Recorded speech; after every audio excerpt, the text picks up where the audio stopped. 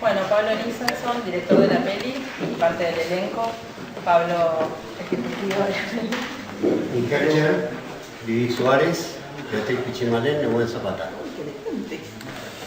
Y digo una cosa importante, y es que el gran elenco, gran parte del elenco es de la región mapuche, o el Mapu, y vamos a hacer un preestreno de la película en Bariloche, donde van a estar convocados comunidades, autoridades, participantes, Anaí Mariló en la música, Jona, el personaje del guionista de allá, de Bariloche, Sara, la niña, Pirén. Bueno, todo este evento la idea es lanzar la película en Puelmapu, que en lengua mapuche significa la parte mapuche del lado de este lado de la cordillera. Entonces, la verdad que estamos también muy entusiasmados con eso. Este es el momento acá, hoy es la primera presentación y seguramente estamos todos muy expectantes y nerviosos y queriendo saber qué sintieron. Pero más allá de eso, allá es la recepción de la comunidad mapuche y es un gran momento sentir que en una película intercultural como esta la reciban con el ánimo y el espíritu que la hicimos, que es mostrar, decía recién Beatriz, la verdadera cara o la cara que no se ve en los grandes medios, especialmente últimamente.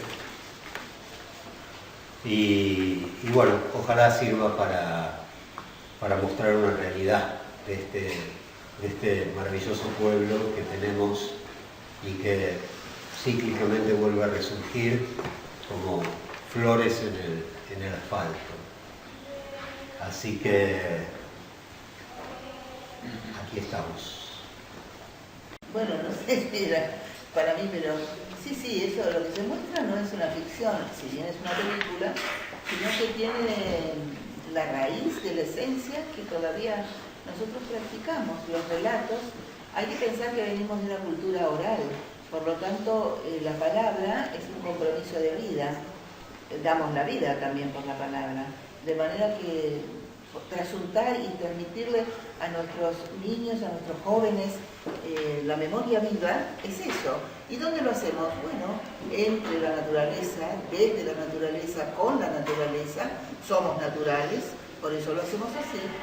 Y también dentro del espacio, la construcción edilicia, que para nosotros son las fucas, las casas tradicionales. No en todos lados, no en todas las loft, las comunidades, se las puede apreciar, pero en buena parte de ellas, nuestra gente las tiene, las mantiene, y porque ahí, en torno al fuego, dentro de esas rucas, es donde se teje la trama de la vida mapuche. Asociada, es la productora de la película. Luisa Calcumil es una muy conocida actriz patagónica. Declarada por nuestro ministro Tristán Bauer. Sí. ¿Cómo fue declarada? Bueno, figura personalidad. Sí. Y Luisa Calcumil, recuerdo que hizo la gran Jerónima, la Raúl Tosso, que es vista en todas las escuelas, centros de salud, sigue siendo un clásico. Luisa Calcumil, tenerla junto con el resto del elenco fue difícil, pero se consiguió y la vamos a ver allá en la proyección que contaba de Bariloche. Entiendo además, entiendo que sí, igual creo que digamos la cultura mapuche se manifiesta a través de la memoria constante, a través de símbolos constantemente, digamos, toda la simbología que usamos tradicionalmente representa justamente, digamos, la memoria de la gente que no está, de las personas que no están, del che, de las personas, el che es persona. Creo que tiene que ver con eso, con que la simbología siempre tiene que ver con revivir la memoria de los que no están. Las infancias mapuche tiene que ver con que digamos, es en este momento como crucial justamente, digamos, la recuperación de la cultura, claro, y la transmisión de esa cultura, porque nuestros abuelos, nuestros chachai están como viejitos y viejitas, entonces como es muy muy importante para las infancias como recibir, digamos, también ese legado como desde un lugar como tan importante como es la lucha, pero también esta preservación del saber, del conocimiento. Y hay una cosa muy importante, y es que en este momento, justamente en Bariloche, hay 4 mujeres, sí, han presas 4 mujeres mapuches, entre ellas una machi, que es una médica, es una sanadora, y es una muchacha joven, tengo entendido que es la única machi que se ha levantado, así lo llaman, de nuestro lado. En Chile hay muchos y muchos más, pero no por nada fueron contra ella. A los niños o las niñas mapuches, nosotros vamos a las escuelas a conversar, no a estigmatizar, a decir porque sus antepasados hicieron esto. No, los niños no son responsables de nada. Nadie somos responsables. Todos tenemos una herencia cultural. Ahora, que hay que hacerse cargo de ella, escucha que hay que hacerse cargo, ¿no? Entonces, tratamos de compartir a través de la película de Pablo, Leonidas Nisenson, del libro compartido también con Viviana, bueno, de mostrar esa parte que no se conoce o no se quiere conocer.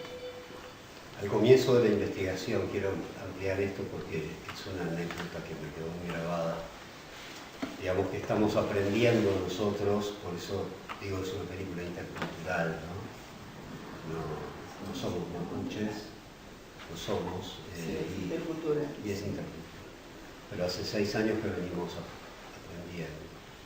Y al comienzo recorrimos varias LOF, comunidades de Chile, y en una de ellas nos recibió un huarquén, que es un comunicador, es una autoridad que es el comunicador, un chico que es geógrafo y nos llevó a recorrer esa LOF, ¿cómo se llama? Es un Curarrehue. Bueno, Curarrehue, un lugar así maravilloso que tenían 25 carpetas de proyectos extractivistas de distinto tipo queriendo entrar al territorio.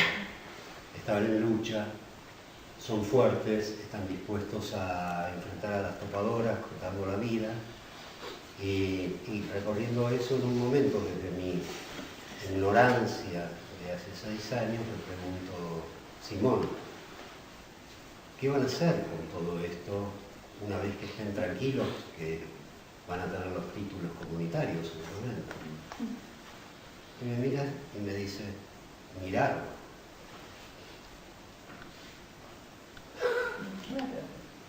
Entonces, qué visión tan distinta, ¿no? En un momento donde en cualquier momento nos toca un tsunami o alguna cosa que no preveamos, ¿no? Que estamos en un momento de la Tierra, si hubiéramos estado hace 50 años, 100 años atrás, todavía teníamos confianza que quizás estábamos haciendo las cosas bien.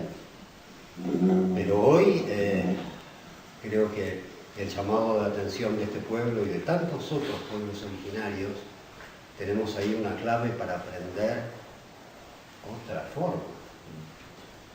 Si se me permite, hay algo también muy hermoso en esta de la interculturalidad de la que estamos hablando, es que la mirada sobre el pueblo mapuche, desde el punto de vista occidental, casi siempre lo pone en una fuera, siempre es el otro. Mientras que en esta película, y haciendo honor a la mirada que fui aprendiendo, que propone el pueblo mapuche, todo de nosotros, ellos, nosotros, la tierra, somos una misma cosa. Y hay una ternura, y una dulzura, y una verdad que se te hace evidente a la hora de ir trabajando y de ir aprendiendo, que es completamente lógica que para una mirada occidental que necesita explotar la tierra le resulte incómoda y necesite avanzar sobre eso, destruir, sembrar mentiras, sembrar historias que otras personas crean para correrlos a un costado. Mientras que de este lado, entonces, lo que queríamos, por eso me incorporé también a la película y a este proyecto, es venir a traer mansamente, pero firme, digo, esta historia que es tierna, es dulce y que muestra una cosa que habitualmente no se ve y que está buenísimo que ustedes nos ayuden a replicar. Poder ver otra realidad, más allá de la que nos cuentan, desde la propia voz, como decía bien la Pichi, este guión fue escrito y reescrito constantemente, consultando con las diferentes comunidades. La idea es poder respetar el lenguaje identitario de este pueblo, por eso verán que está hablada en Mapuzungún mayoritariamente, y está tratado de respetar cada uno de los conocimientos que fueron transmitiéndonos súper generosamente todo este tiempo. Es otra realidad y es un poco volver a la cosmovisión de poder ver el argumento que sustenta la lucha del pueblo mapuche desde antiguo y hasta hoy en día. Hoy que el planeta nos está dando claras señales de que no funciona nuestro sistema, es muy prioritario poder escuchar las voces que se pueden relacionar de otra manera y que quizás nos abran la puerta a una esperanza. Pregunta, porque lo primero que yo hice fue preguntarme, ¿cómo voy a hacer yo para hacer la tierra? Yo soy gente de la tierra, pero no soy ella. Entonces, ¿a qué eché mano para ver si podía llegar a cumplir ese rol? Ojalá, vamos a ver qué dice, ya algo me lo estás diciendo, me dejo un 0,001 tranquila. Vamos a ver qué dice la gente mapuche, porque estamos hablando de la madre, de la ñuque mapu, como decimos, ¿no? De la madre tierra. Entonces, eché mano de la relación que yo tengo con ella y que nosotros, los mapuches, tenemos con ella. Esta impetración de decir un agradecimiento por haber amanecido, un agradecimiento por haber vivido el día, el fruto que nos da. Bueno, nos pasan muchas cosas bonitas, ¿no? Algo doméstico. En el momento de la pandemia también, ¿a qué eché mano? A poder trabajar en la tierra. Por suerte tengo un pedacito de tierra en mi casa. Así que hice unas plantaciones que no siempre podía, porque en esto de viajar constantemente no me permite cuidarlo. Todavía me sigue dando frutos ese morrón que planté entonces, claro. ¿Cómo no voy a agradecerle en el momento más duro que nos tocó vivir? Bueno, abrió generosamente su útero para darme un alimento, ¿verdad? Así que todas esas pequeñas, grandes cosas, así como nace el canto de las emociones cotidianas, pensé que quizá, tal vez, ojalá pudiera conversar como ella. El desafío está echado. Ahora habrá que esperar. Fue como cuando hicimos el primer disco, que le pusimos samplers, sintetizadores, esto, aquello. ¿Cómo pueden convivir los instrumentos antiguos con eso? Y bueno, hay que hacerlo y ver. Y lo presentamos en Gulumapu, en Chile, lo que ahora es Chile, ¿no es cierto?, la Tierra del Oeste. Ahí, como ustedes, ahora acá, nosotros aquí en el escenario, los loncos, los caciques, sus familias, las LOF, todos allí, expectantes. A ver qué viene a hacer esta lamien, como decimos, esta hermana, que viene del Chipahuantú, que viene del otro lado, donde sale el sol. Y lo pusimos, y mi director, Néstor Yancenela, me acuerdo que decía, yo tocaba los cultrunes, me dijo, y no sabía si seguir tocando, irme, qué hacer. Veía a los loncos ahí sentados con su charilonco, con su maculco, ahí, a ver qué estamos haciendo nosotros. Bueno, fue aceptado, bonito, bien, y pudimos seguir andando. Pero si acaso no hubiera sido, como a lo mejor también ahora hay una objeción, entonces hay que parar y empezar de nuevo, como dice la canción, ¿no? Me equivoqué, empiezo de nuevo. Y es así. Bueno, tuve, por ejemplo, pedimos alguna visionado de la peli, algunas autoridades mapuche. Y una de ellas fue, le enviamos el link a un ñempín, Sí. ¿cómo se llama? Ah, sí, Marileo, Armando Marileo. Armando Marileo, de Chile. Sabedor, ñempín, el que vuelve y dice bien, el que sabe decir. Y al tiempo me dice que quiere hablar, hacemos un Zoom, me manda su devolución. Y me dice, bueno, Penny es hermano. te tengo que decir que me emocionó. Vamos bien, seguimos caminando. Tengo una sola objeción. ¿Cuál es? Que el ñenco, el espíritu del agua, no es un caballo. La pucha, con lo que costó que el caballo... Y no era blanco. ¿Y qué es? Armando, le digo. Es un cordero. Un cordero. Puede representarse, ya nos han dicho, cordero, sapo. Ya nos hablaron de corderos, de sapos, porque hay, a ver, seguramente gente que tiene determinadas visiones o que ha recibido determinado conocimiento O el y territorio. y por ahí el territorio, pero a nosotros nos dijeron que es un caballo blanco. Entonces eso le dije a Armando. Me dice, bueno, habrá que decirle a esa ñaña que se equivoca. Fue una decisión con los directores de fotografía desde la idea de poder reflejar la amalgama de la vida, que para este pueblo no es el antropocentrismo, el paradigma, sino todas las vidas que se ven, que viven en los territorios. Y entonces, a la hora de decidir un plano, el color y lo que iba a reflejar, la potencia del color de la naturaleza, iba a volver a poner en el centro al hombre, a los personajes.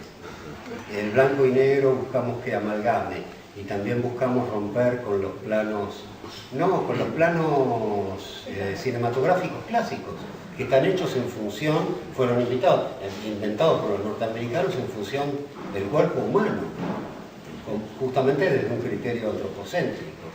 Primer plano, plano medio, plano entero, dijimos, no, esto tratemos, en algunos lugares no se pudo o no, pero cuando se pudo, tratamos de planos secuencias que muestran la unidad y el blanco y negro integrando las ramas con los vestuarios, con las tramas de los vestuarios, los personajes siempre marginales, no en el centro del cuadro, pequeñas cosas que hablen desde la estética de la concepción.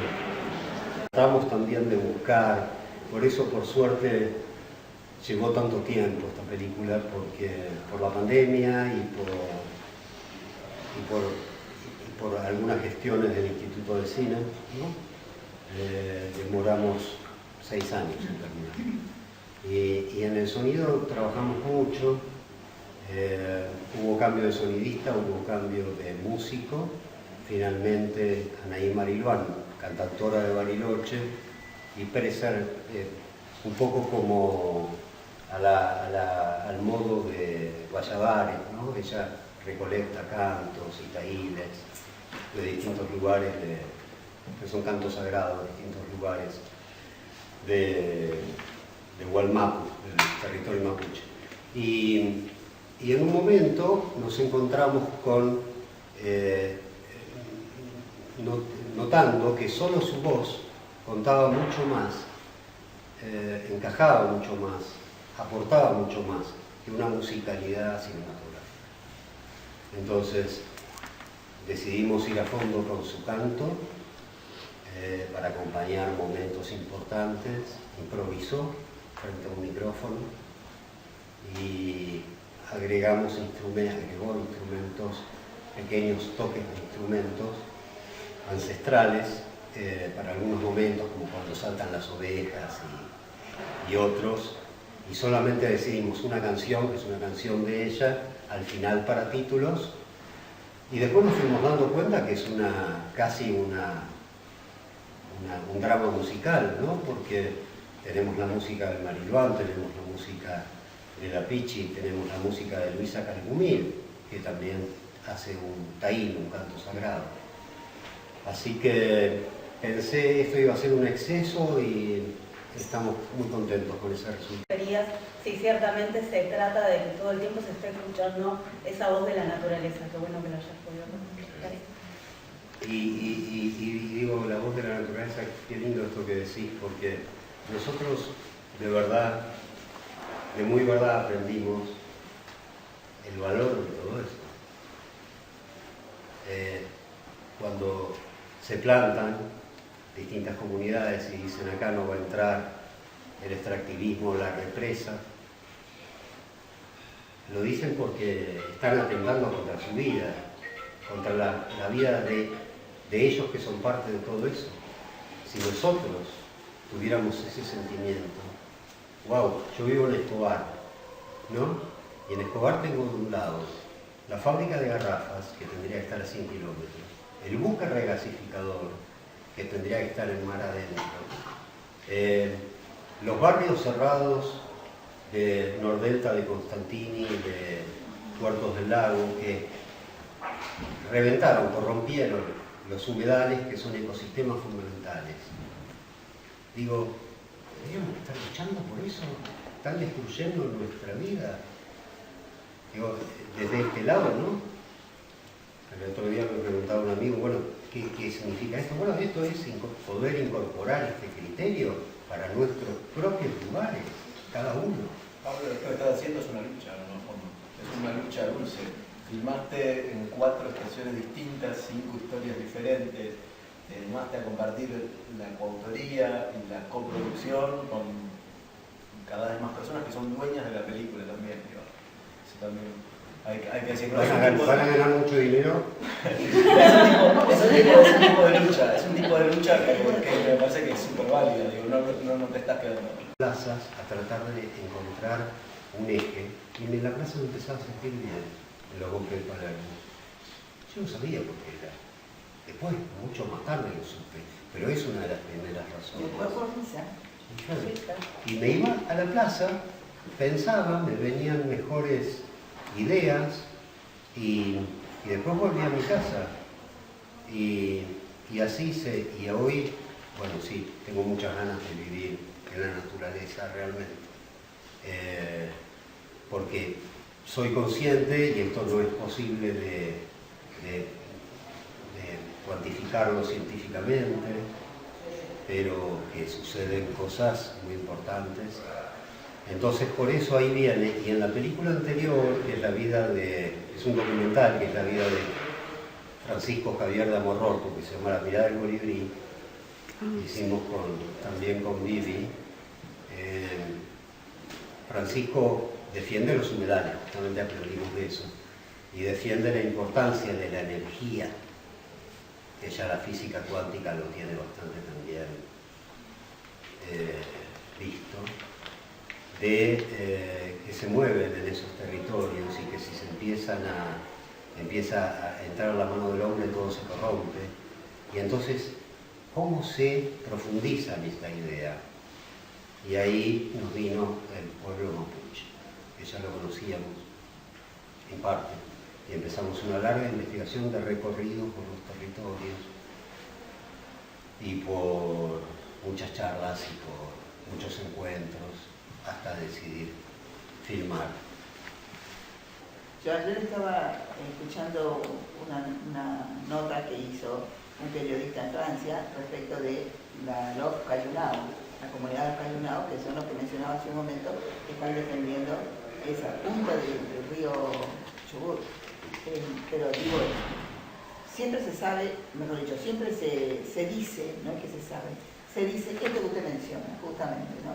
Que los mapuches no son argentinos, que los mapuches, en cierta forma tienen razón, porque nosotros somos mapuches, después pasamos a ser argentinos, y después pasamos a ser chilenos, en todo caso. Pero nosotros somos gente de la tierra, porque tenemos más de 500 años, ¿verdad?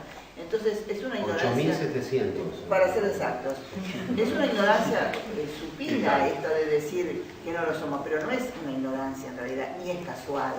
No, esto es para pretender institucionalizar con el odio que no existimos o que no somos. Lo que fue la campaña del desierto, hace 20 años, 30 años atrás, más de 30 años, cuando enterrábamos a Inés Meyen, me acuerdo que una abuela dijo, la campaña del desierto, a mí me sigue la campaña del desierto. Y yo en ese momento pensé, ¿cuántas cosas le estarán pasando a ella? Hoy comprendo que no es que le pasaba a ella, nos pasa a todos. Y le pasa al pueblo argentino y chileno también, porque cuidado, como decía Bertolt Brecht, ¿no es cierto? Hoy los mapuches, mañana los gordos, los flacos, los negros, los rubios, los no sé qué, solamente los cuatro. gitanos. Por supuesto, Entonces, después, ¿qué va a pasar? Y esta defensa, en todo caso, que nuestra gente hace de la territorialidad, no es para el pueblo solamente que vive allí o las comunidades, es para todos. Ahora se armó toda una comisión, o desde hace un tiempo, no lo sé bien, para la defensa del lago argentino. Y eso algunos pocos medios lo reflejan. Pero esta defensa, no solo del lago argentino, sino de tantos otros espacios, son justamente lo que hace el pueblo mapuche. Y nosotros, ¿cómo nos podemos sentir cuando se nos agregan estos adjetivos con odios y con pretensión de seguir con la mal llamada campaña al desierto y pacificación de la Araucanía? Bueno, podemos salir a decir esto que estamos diciendo con las personas que quieren oír, porque tampoco es cuestión de discutirle o de decirle a alguien que no quiere oír. ¿Para qué vamos a decírselo? Sería una discusión en vano. Sin embargo, por eso nosotros también, yo personalmente dije, sí, ¿cómo no voy a apoyar en este trabajo? ¿Cómo no voy a comprometerme desde la raíz misma? Pero sí, estos son los espacios que necesitamos para poder decir que estos somos nosotros, esto es lo que somos. Y no lo digo ni yo, ni lo dice Pablo, Liliana, Nahuel, no, lo dice toda nuestra gente, desde el momento que podemos brevar en nuestra cultura para compartirla. Después, ¿quién la quiere? La pretensión no es que todo el mundo se convierta en mapuche, porque no es eso tampoco, ¿verdad? Cada cual con su identidad o nuestra identidad, como tenemos como el Estado-naciones, pero sabemos que podemos hacer un aporte, desde el cuidado, desde la ternura, desde el respeto, desde los silencios, desde los espacios. Bueno, eso es lo que nosotros practicamos. Ahora me van a decir, bueno, pero entonces los mapuches son una maravilla. No, por supuesto que también somos gente. Y como gente que somos, tenemos las dificultades que tenemos las personas. Pero eso no significa que seamos lo que se dice o se pretende que somos. Entonces hay que salir, por eso decía David y Galeano, ¿no? En los medios, los grandes medios, ustedes son parte de los medios, pero los otros grandes medios, ¿no? Que dicen lo que quieren decir. Y ya sabemos, contra eso, bueno, nosotros tenemos la verdad, pero no porque la decimos nosotros, sino porque la tierra es testimonio. Se le ha hecho demasiado daño, se sigue haciendo, y lo que se viene no es menor. Entonces, poner un poquito la mirada en ella para ver cómo podemos, no sé si modificar ya, pero por lo menos respetar, para no terminar todos de la manera que, como en la pandemia, como los mosquitos de ahora, como la falta de agua, como la falta de lluvia, el COVID, claro, digo, ¿no? Como tantas otras cosas que se vienen, los incendios, no llueve. Yo me acuerdo hace unos años en el norte de allá de Gulumapu, de lo que es Chile ahora, la mía y una hermana decían, nosotros no hacemos más rogativas para que llueva, ya no hacemos más, porque no es pertinente pedirle a la Mapuñú que siga dando agua cuando nosotros estamos devastando los territorios.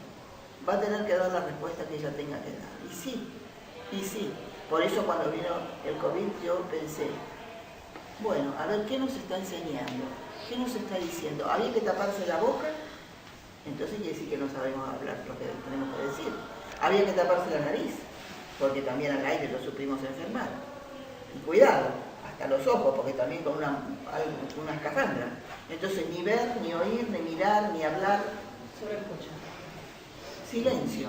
Bueno, no el se silencio podía es salud. Bueno, eso es una cosa tremenda. Ahora digo, había que no salir. Y no, había que no salir. Había que hacer una impetración y calladito, como cuando éramos niños y nos mandaban penitencia, ¿no? Bueno, entonces calladito, saber aguantar y esperar. Yo dije, acá es un mensaje clarito. Nos portamos mal. Y habrá que esperar. ¿Qué tanto apuro? Ningún apuro.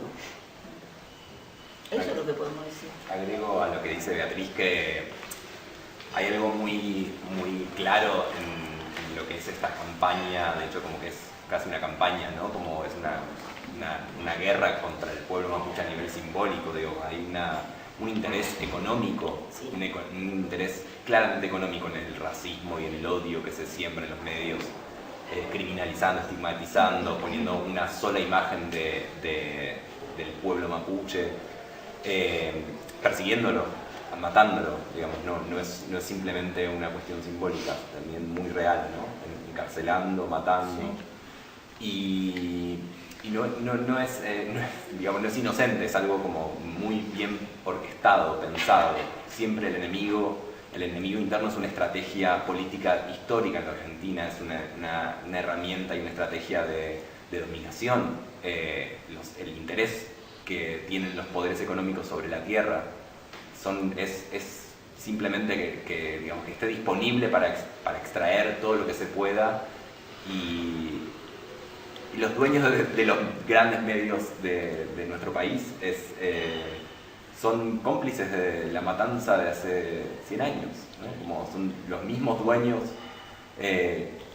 han cortado orejas de nuestros peñas y de nuestra Damián para hacer su riqueza, y esa riqueza es la que quieren sostener, es un sostén de un status quo, de un sistema que solo les sirve a ellos, así que no es algo accidental que sea el pueblo mapuche, que sea el territorio de la Patagonia, que sean las fuentes de agua, no es inocente, hay un interés muy concreto, y el racismo y el odio es la herramienta para lograr ese interés económico, para lograr esa victoria económica.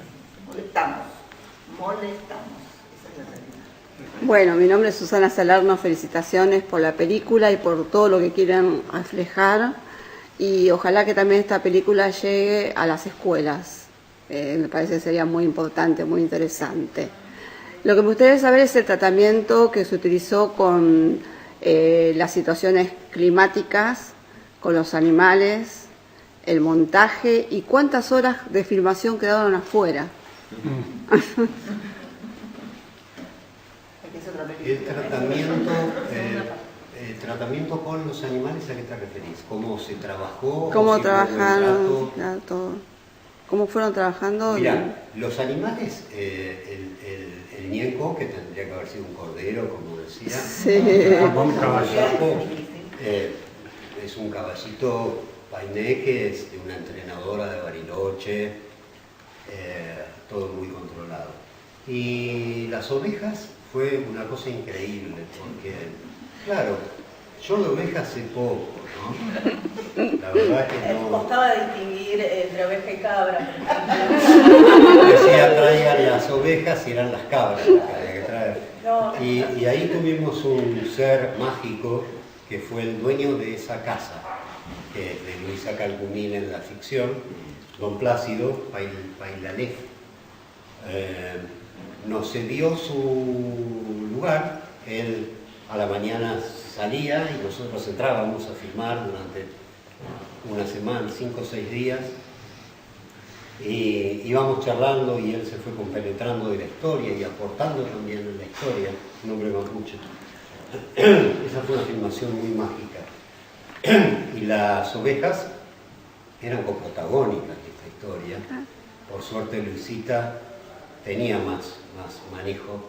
Pero la cosa es que, claro, ella no tenía que aparecer como una terrateniente con 2000 ovejas, no sé cuántas había allí, sino que le dije, bueno, que tenga 20 ovejas.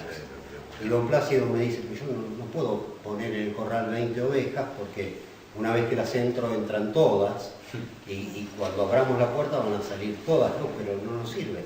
Digo, y si tengo que hacer retoma, si sale mal, era todo un traveling, así siguiendo a Luisita, se abre el corral, salen las ovejas, digo, 2, 3 tomas, no va a poder ser, porque las ovejas salen y ya las entro la tarde.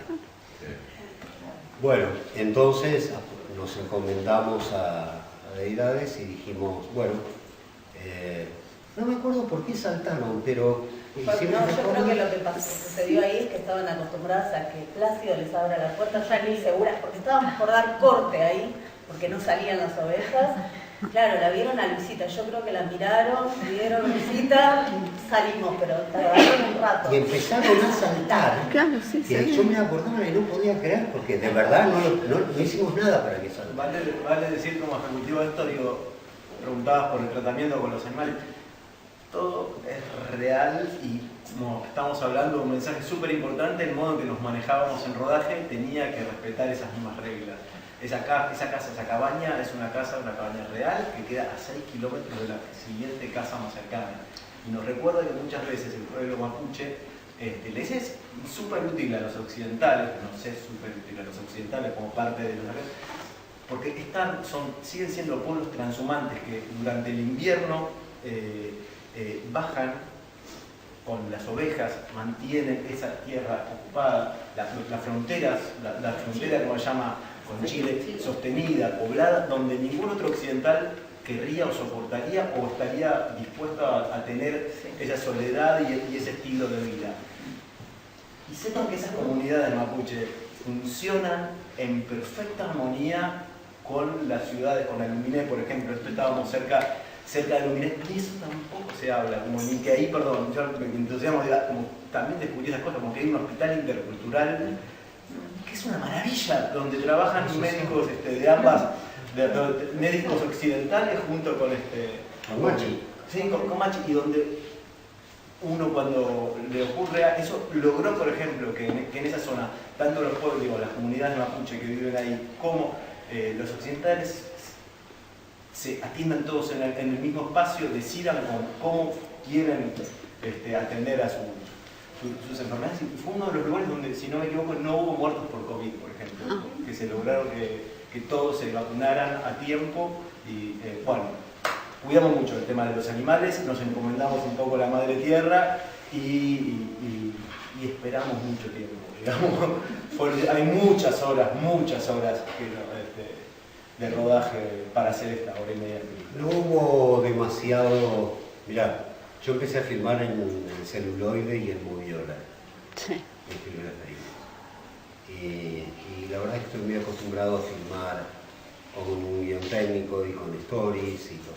Lo que sí hubo acá es mucho más escucha de los coprotagonistas, porque están más imbrincados en la narrativa que en una película de ficción más clásica, donde los actores interpretan los personajes que el directora les da. Acá eran parte, entonces sí hubo ensayos, escucha, cambio de texto. El texto de la Pichi era un texto muchísimo menos interesante que el que ella logró. Ese imbrincamiento estuvo, pero no filmamos mucho más. Primero que todo, todos somos mien, todos somos gente de la tierra. Y partiendo desde ahí, todos somos una partecita más de todo lo que la tierra nos ofrece. Es decir, que somos todos iguales. Para el mundo mapuche, todos somos. Bueno, cuando hacemos rogativa, como decía hoy, en nuestra impetración espiritual, nosotros no pedimos solo por nosotros. Cuando se pide por el buen entendimiento entre, ni en ni fil peñigüen decimos, entre todos somos hermanos. Entonces, y yo he visto en comunidades gente que mejor se quedó sola a los 40, 50, 60 años y se agregó a una comunidad o vino a una comunidad o por un hecho de la vida, de pequeñito, estuvo en una comunidad y no es mapuche. ¿Y nosotros qué le vamos a decir? No, ustedes no son de la sangre nuestra. Esa gente es gente como nosotros. Y entonces, eso es lo bueno, pero desde la mirada mapuche, naturalmente, ¿no es cierto? De lo malo ya tendríamos mucho más para decir. Lo otro, bueno, si se me permite también decir, bueno, pero son todos gente, pero acá vinieron españoles, o no importa si eran españoles o quiénes eran. Vinieron gente también, otras gente, de otros lados, de otras latitudes, y hicieron estrago. Sí, eso es cierto, hicieron estrago, todavía lo estamos padeciendo, porque hay otra mentalidad, hay una parte de la humanidad es así. Pero también nos dejaron el dungún, como decimos, el hablar. Incorporamos un conocimiento, que es el hablar del español. Nosotros hablamos en otras lenguas. Es decir, vemos la vida desde otro espacio, con otra mentalidad. Por eso pronunciamos distinto. Esos son los idiomas, ¿no es cierto? Ver consustanciarse con el espacio físico, en este caso nosotros la territorialidad, y hablamos en consecuencia con esos sonidos. Bueno, pero esa otra parte, lo negativo, también es positivo, porque en el mundo mapuche, sin hacer mucha metáfora, pero decir que están los opuestos, para nosotros, complementados, no enfrentados, pero tienen que haber los opuestos, como el día, la noche, el frío, el calor, lo bueno, lo malo. Por eso yo digo, la justicia, si hay injusticia, tiene que haber justicia. Entonces, en esa complementariedad, si se me permite decir esto, están los opuestos de lo bueno y lo malo. ¿Cómo hacemos nosotros para que eso sea complementado, para que sea armónico? Bueno, ahí está el hablar. Por eso digo lo del valor de la palabra, ¿no? Venir de una cultura donde todo se dice a través del sonido, todo se construye a través del sonido, no importa si cantado o hablado, es el sonido propiamente. Bueno, entender el otro sonido que viene, porque la tierra es una sola alma, se nos decía. De manera que yo agrego, emigrar es un derecho, por eso es un derecho, ¿no? Porque es una sola alma. De manera que los que llegaron, llegaron. Bueno, hay mucha gente, por fortuna, descendiente de aquellos antiguos que tienen esta mirada. Es decir, nosotros podemos convivir, pero tenemos que asirnos, aprender aquello. Y a nosotros también nos sirve aprender de la otra edad, porque todos así nos enriquecemos. Pero si nos mezclamos y hacemos, como decía Teresa Parodi, en bolleré, entonces ahí estamos en dificultad. Un poquito eso es, ¿no?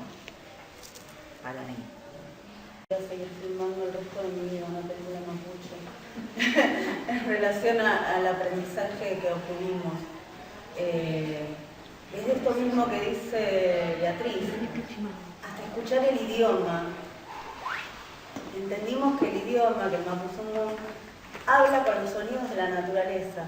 Aprender pequeñas palabritas, casi como suena el viento, el sonido del fuego, desde los sonidos, desde el idioma, desde comprender que es un mensaje que está intentando ser acallado durante siglos y que hoy más que nunca levanta la voz porque lo necesitamos, porque comprender la ciclicidad, creo que lo pudieron ver en la película, por eso la amalgama de estaciones, lo que planteaban de la mujer vieja y la mujer joven, la niña, algo que nos enseña para la vida, digamos. Escuchar a la tierra sería tan sencillo como poder entender nuestra humanidad, porque creo que nuestra humanidad se está perdiendo al estar cada vez más despegados de la naturaleza.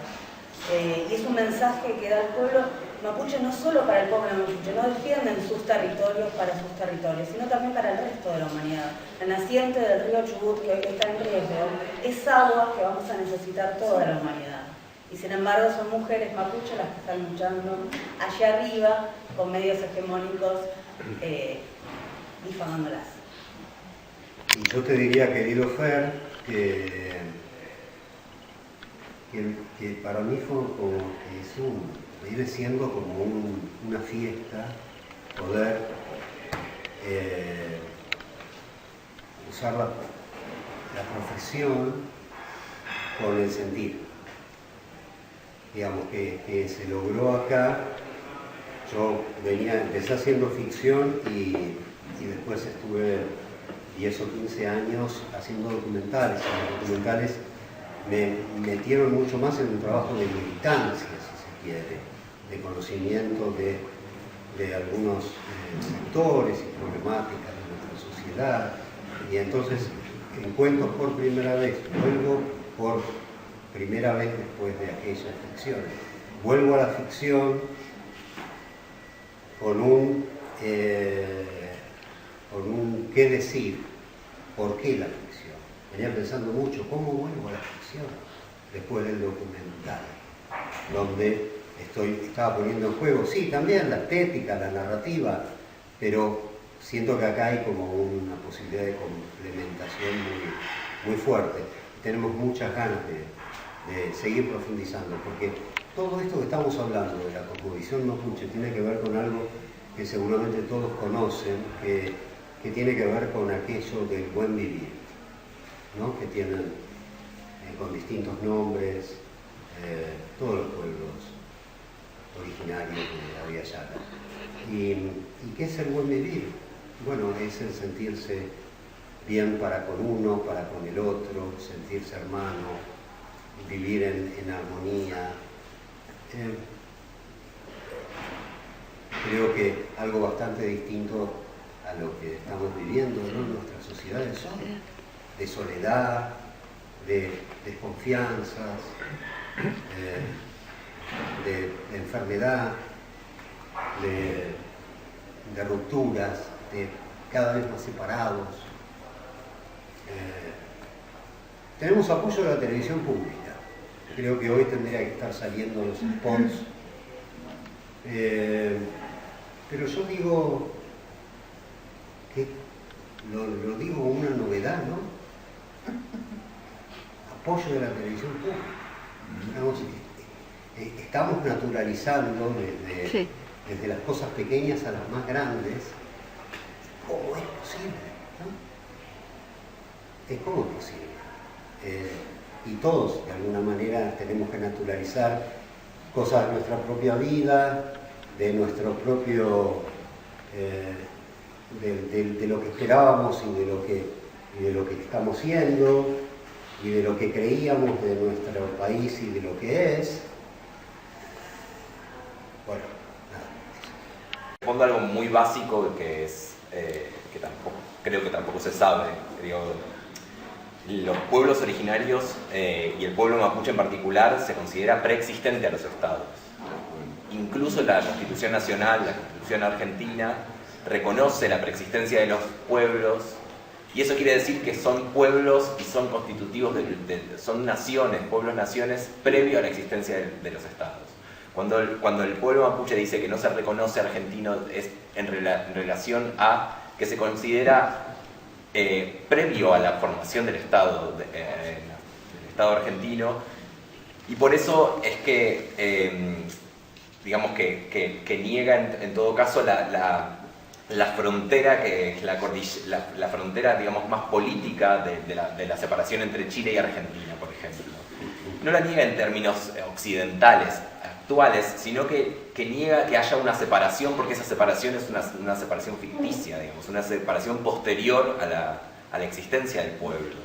Eso quiere decir que somos preexistentes y por ende hay derechos de hecho hay derechos reconocidos por esa preexistencia. En ese sentido, después hay, como en todos los pueblos, un montón también de visiones y de estrategias políticas dentro de nuestro pueblo también.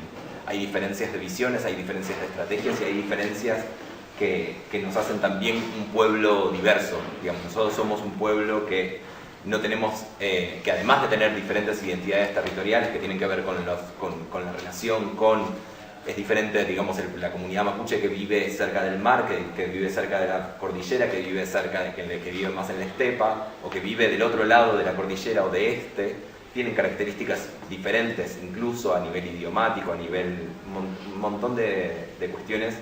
Es un pueblo que es muy grande y que tiene esa diversidad, tiene ese conocimiento y tiene esa historia diferente, porque los territorios fueron saqueados, además desde una estrategia medio centralizada, fueron saqueados con estrategias particulares. Cada uno de los territorios tiene su particularidad, y me parece que hay algo de eso, como de reconocer que somos más allá de la Argentina, no más sino más allá. O sea, existimos más allá de que exista Argentina, o sea, sí, o Chile, o los estados, digamos. Somos un pueblo más allá de la constitución de este estado o de los estados occidentales, digamos. Eso siempre se dijo, siempre lo supimos nosotros, siempre. Lo que ocurre es que ahora empezó a molestar eso que nosotros estamos verbalizando. ¿Por qué? Porque si bien la Argentina como Estado-Nación está adscrita al convenio 169 de la OIT, donde dice que, ese convenio dice que los pueblos que están adscritos, los países, perdón, que están adscritos, reconocen que tienen poblaciones originarias. La Argentina es uno de esos países, de manera que todos los años, entre agosto y septiembre, va a Ginebra y tiene que decir qué hizo en favor de sus pueblos originarios, ¿no? Bueno, tenemos la ley nacional, la 21.322 creo que es. Y 21... 21.000 y pico. 160. Eso, 21.160, que es la ley de política indígena y apoyo a las comunidades, y su reforma de esa ley. Y esa reforma habla de revalidar, es decir, de hacer una revalorización, ¿cómo se dice? Revalorización. Relevamiento territorial. Y ese es el punto central político, contando un poco. El relevamiento territorial, que lo han estirado, y cuando ya no lo pueden estirar más, entonces ahora vamos a estigmatizar a esta gente, que se dejen de joder, porque eso es lo que no quieren, que nosotros vayamos por los derechos. Por eso digo que bueno es haber aprendido estas formas que son ajenas a nuestra cultura, pero que es el momento de sentarse a hablar con las mismas armas, si queremos las mismas leyes, ¿no? Porque si digo armas, mañana van a decir que yo. Bueno, armas, quiero contestar algo, quiero agregar algo, Está perfecto. si me permitís. Y es que dentro del pueblo mapuche, como en todas las personas y pueblos, hay distintas opiniones. Están quienes no quieren dialogar, y como los vascos en su momento piden autonomía, como quienes exigen, como corresponde, políticas interculturales, el reconocimiento de su cultura. No dicen no somos argentinos, somos argentinos, tenemos documentos, pero se nos respeta como cultura propia, nuestro saber, nuestra lengua, la crianza de los chicos, como se ve en la película. Esto nos lo contó, es la historia de una niña de Bariloche. Y en este punto, esta película fue posible con quienes creen en la posibilidad de la interculturalidad, porque el genocidio ya sucedió. Y estamos en un presente y apostamos a un futuro. Y entonces, Pichimalén los otros días cantó Solo le pido a Dios en Mapuzungún con León Gieco. No me cabe ninguna duda que le gusta el tango, el folclore, que lo tiene también de ídolo a Gieco como casi todos nosotros. A Queen, por ejemplo. Y a Queen también. Sí, me gusta la música, porque es como a todos, ¿verdad? Pretendo de que nuestra música llegue a la altura de otras expresiones. Y porque además la música y el canto no tienen fronteras. Que me parece que también es algo, vuelvo quizás a algo anterior, que yo creo que hay simplemente una actitud y una acción que es reconocer la interculturalidad. No es que hay sola, o sea, como que vamos a hacer la interculturalidad. La interculturalidad es un hecho, digamos, lo que tenemos que hacer es ejercitar la acción intercultural, porque a partir de eso es que se asienta, digamos, esta realidad. Nosotros somos un país intercultural. Hay procesos que se dieron en la mezcla y en la combinación y en el saber de diferentes culturas. Y no solo las culturas originarias, la cultura inmigratoria del país es, esto que desde siempre se dijo en la educación occidental y en la educación en las escuelas, es que pareciera que hay una inmigración válida y o unas culturas válidas y otras no. Que se mezclen algunas está bien y que se mezclen otras está mal. Entonces hay algo como ejercitar que la interculturalidad es un hecho no actual y no es un proyecto, sino que es un hecho que hay que asumir y que hay que ejercitar y hay que hacer valer, porque es el proceso de construcción de nuestra y de nuestras identidades. Bueno, para cerrar, no sé si querés desagregar algo más, Pablo. Sí, quiero pedirles, todos lo saben, todos y todas, que las películas argentinas están una semana en cartel, salvo el público, y entonces a quienes les haya parecido bueno la propuesta, que nos ayuden a difundir para la primera semana. Estamos haciendo mucho foco en la zona mapuche, Río Negro, Chubut, Mendoza. En Mendoza lo van a hacer. En Mendoza En Mendoza es de contrabando. Inclusive, tenemos el Comics Cinemark en Mendoza y Neuquén. Entonces digo, se van logrando. Las salas tienen... El lunes de la programación es cuando se sabe la sala. Yo ahí mando la salida y ustedes... No.